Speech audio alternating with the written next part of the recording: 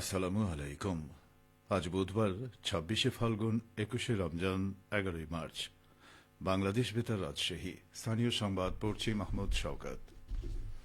চাঁপাইনবাবগঞ্জের গোমস্তাপুর উপজেলা স্বাস্থ্য কমপ্লেক্সের কর্মরত চিকিৎসক ও নার্সদের সঙ্গে মত বিনিময় করেছেন চাঁপাইনবাবগঞ্জ ২ আসনের সংসদ সদস্য ড মোহাম্মদ মিজানুর রহমান।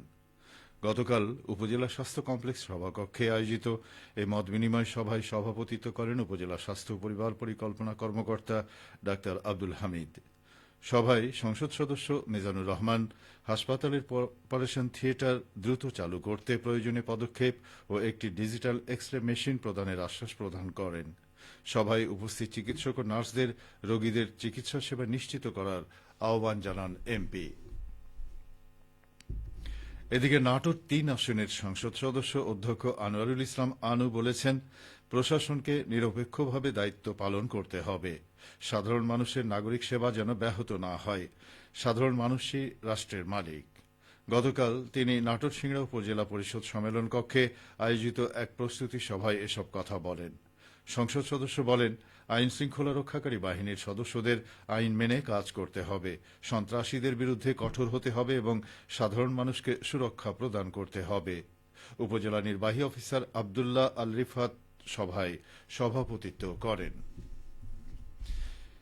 চাঁপাইনবাবগঞ্জে আসন্ন পবিত্র ঈদ উল ফিতর উপলক্ষে ভিজিএফ কর্মসূচির আওতায় খাদ্যশস্য সহায়তা বিতরণের লক্ষ্যে পৌর মানবিক সহায়তা কমিটির সভা অনুষ্ঠিত হয়েছে। গতকাল চাঁপাইনবাবগঞ্জ পৌরসভার সম্মেলন কক্ষে অনুষ্ঠিত সভায় সভাপতিত্ব করেন পৌরসভার প্রশাসক উজ্জ্বল কুমার ঘোষ। সভায় জানানো হয়, চাঁপাইনবাবগঞ্জ পৌরসভার ভিজিএফ কর্মসূচির আওতায় এবার ৪৬.25 টন চাল বরাদ্দ পাওয়া গেছে। এই চাল কার্ড প্রতি ১০ কেজি করে মোট ৪,৬২৫টি কার্ডধারী উপকারভোগীর মাঝে বিতরণ করা হবে। আগামী ১৪ মার্চ থেকে শুরু করে ৩ দিনের মধ্যে পৌরসভার উপকারভোগী সদস্যের মাঝে চাল বিতরণ সম্পন্ন করা হবে বলে সভায় জানানো হয়।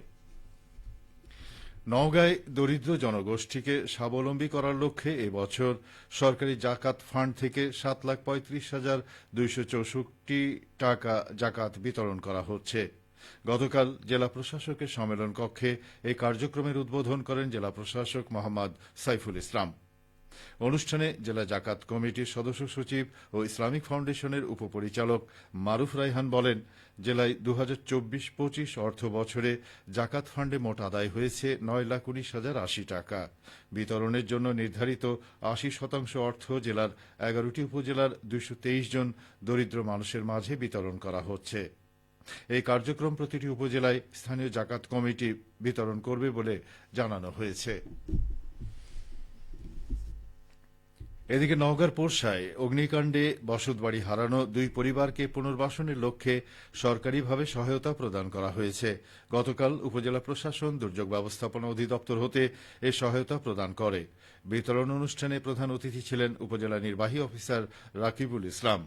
এ সময় কর্মকর্তাগণ জানান, গত ২৪শে ফেব্রুয়ারি উপজেলার কামারধা গ্রামের বাসিন্দা রিটন ও লিটন নামে ২ ভাইয়ের বাড়ি বিদ্যুৎ শর্ট সার্কিটে সম্পূর্ণ পুড়ে যায়।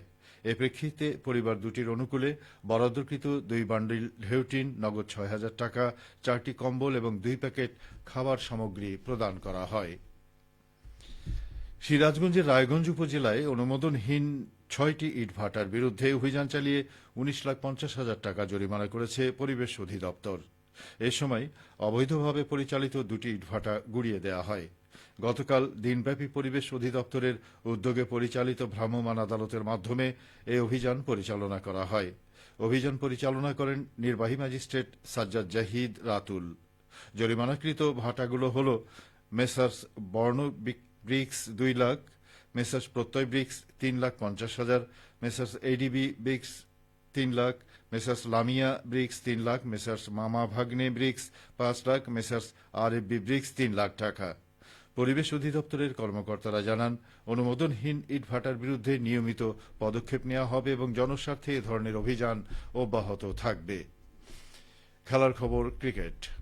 সিরাজগঞ্জে রামাদান টি-12 ক্রিকেট টুর্নামেন্ট ও ২০২৬-এর দ্বিতীয় সেমিফাইনাল খেলা অনুষ্ঠিত হয়েছে।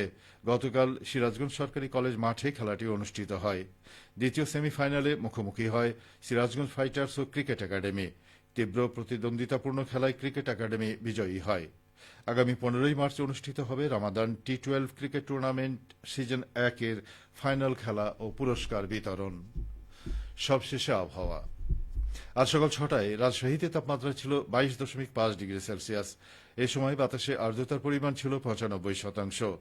রাজশাহী ও পার্শ্ববর্তী এলাকায় আজ ইফতার সন্ধ্যে 6টা 14 মিনিটে এবং আগামীকাল সাহরির শেষ সময় ভোর 5টা 2 মিনিটে। সংবাদ শেষ হল। আমাদের পরবর্তী স্থানীয় সংবাদ দুপুর 12টা 10 মিনিটে।